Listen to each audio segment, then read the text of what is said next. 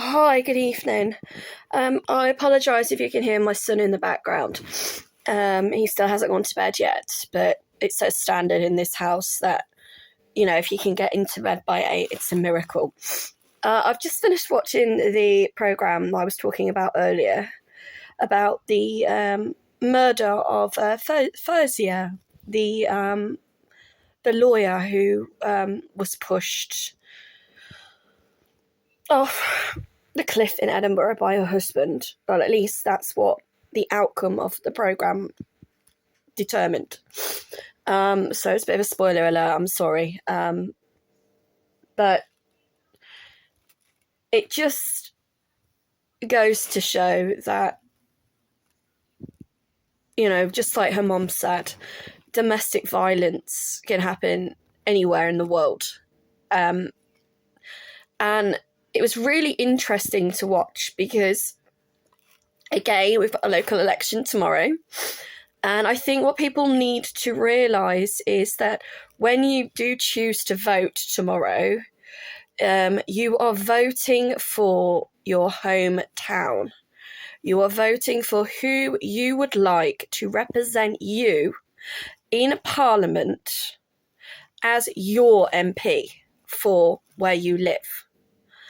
Now, I don't really know how smart this lady's husband was, who murdered her. But one thing you have to understand about the United Kingdom is that it is made up of England, Ireland, Scotland and Wales. And although we are called the United Kingdom, each part of the United Kingdom have their own judicial system, have their own laws. And it's the same like in America, for example. Every state does not carry the death penalty. So what I kind of gleaned from watching the programme was that obviously the husband of the lady, it was proven he was an abusive husband. She obviously fell in love with him. She got married. She tried to honour their culture. She moved in with his family. And when that happened, he changed. He wanted a traditional Muslim wife who, and when you think about it, isn't really that strange or that uncommon to how when my grandma and granddad married, my granddad would have expected a traditional English wife. Stay at home, cook, clean, don't work, take care of the children. And she didn't want to do that. Fauziya, the lady, she was a lawyer. She wanted to continue doing what she did for her community, honouring her community, honouring people.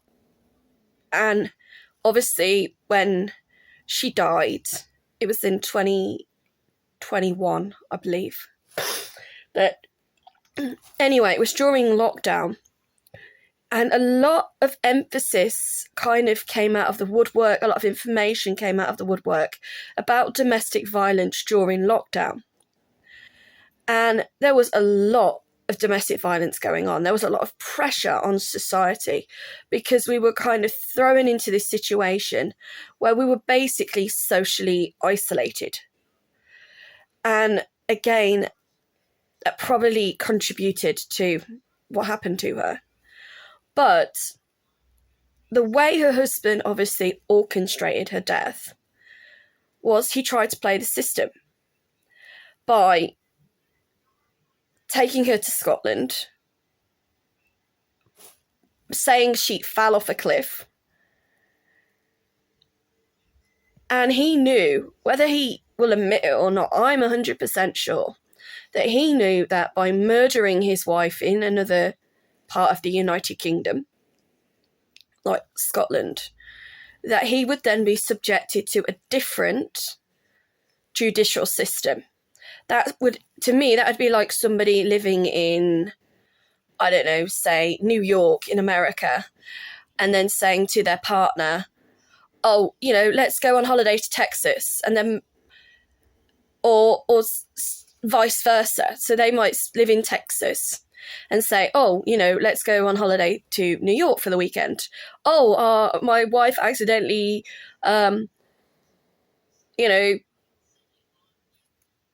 died. But they wouldn't be tried under the same law. So I think Texas is one of those states that still carries the death penalty. So in a way, I think he was hoping for an acquittal. And the reason I'm saying that is because I didn't know this about the justice system in Scotland. You don't have 12 jurors on a jury. You have 15. And you need 8 of them to basically say that they think that you're guilty. And if you don't get 8 people basically saying, yes, we think that person is guilty, then you'll be acquitted. I don't know how it works with the justice system in the in England. I know we have 12 jurors, but I don't know what the ratio is of like how many people have to believe that you were innocent or guilty. But by having that additional 3, 12, 13, 14, additional 3 jurors on the, it could have potentially worked in his favour, because you've got 3 other people to basically say whether they think you're innocent or they think you're guilty. And it was really interesting because one of the other things that it mentioned was that any evidence or information that they had against him of crimes he had committed against his wife in England, although they weren't exactly, they couldn't not be presented to the court in Scotland, they were in a way inadmissible. So even like when she had the police officer come to the house and she told them, I don't want to press charges against my husband.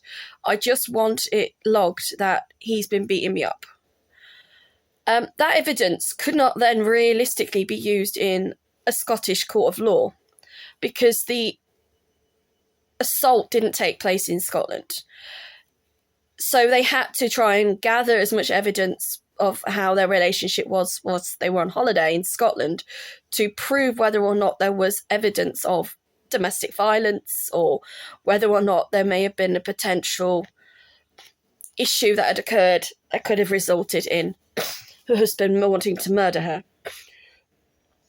It was obvious that she had been trying to build up a case against him to leave him, but it's very, very hard to do that. And one of the things that stuck out in my mind was how in the programme they said that they used the word honour killing. That it was very much what they believed, that the abuse that she endured during her marriage was honour domestic abuse. And like I said, I've had friends who are Muslim in the past who have divorced. And one of them, she is so gorgeous. She's so pretty. She's actually a model now. She's a single mom now. She's got 2 little boys who are at school still. And she's a model. And she said to me that divorcing her husband was the best thing she ever did.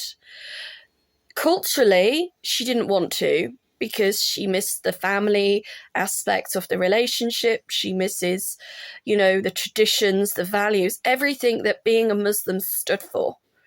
But she could no longer subject herself to being in a relationship that was abusive. And to have that strength, I think, as a person, whether you're a man or a woman, or anyone who's in a relationship that you are suffering and enduring abuse, to have that strength to leave. It doesn't just happen overnight, okay? It is a long battle. And again, another lady that I knew, again, she said, I kept wanting to divorce my husband, but I was Muslim. I'm Muslim. You don't divorce your husband. But it's the same if you're Catholic. It's the same if you're Jewish. It is drummed into you that divorce is a sin, that you don't divorce, that it's wrong, it's against God, you know, and there's a lot of pressure in keeping in that relationship, despite the fact that you may be enduring mental or physical abuse. And so I think, you know, it was interesting how she was sort of trying to collect evidence to protect herself. But the attitude of her mother, oh my God, was so amazing. Which just proved that her husband that she married, despite being the age he was, and obviously being brought up a strict Muslim to a degree, he allowed his wife to have her life, and he didn't have a problem with his daughter doing the same, which showed that, you know, it painted the picture of the fact that people can change, that not everybody who is Christian or Muslim or Sikh or Hindu or Jewish is going to be so brainwashed into their religion, as I call it, that they think that it's okay to kill their children or have their daughters circumcised or their sons circumcised, or that it's okay to beat up your kids or your wife or whatever. But I think the reason why he went to Scotland with her was because he was trying to play the system. But obviously the law up there is different. And I think this is what people who, when they choose to vote tomorrow, need to think about that. You need to think about, where do you live in the United Kingdom? Do you live in England? Do you live in Scotland? Do you live in Wales? Do you live in Ireland? And when I say Ireland, I mean Northern Ireland. And if you have the right to vote tomorrow for your local MP, so who you want to represent you in Parliament, you need to be thinking to yourself, okay, I want this person to represent me. But at the same time, I've got to bear in mind, you know, if I live in Scotland, the law in Scotland and the court of law and the way that things are in Scotland are different to England, even though we are part of the United Kingdom. And it is so heartbreaking. No, I'm on the phone. Stop it. I'm away. Yeah, thank you for that. Sorry about that, for my son being so explicit. Right, when you go upstairs, can you go to bed now, please? I'm not. I want to watch some more. No. I want to watch some more. Right, I'm going to count to 3 and you're going to bed. Okay? I love you. I will come and give you a kiss goodnight in 5 minutes. Thank you. Again, a clear way that obviously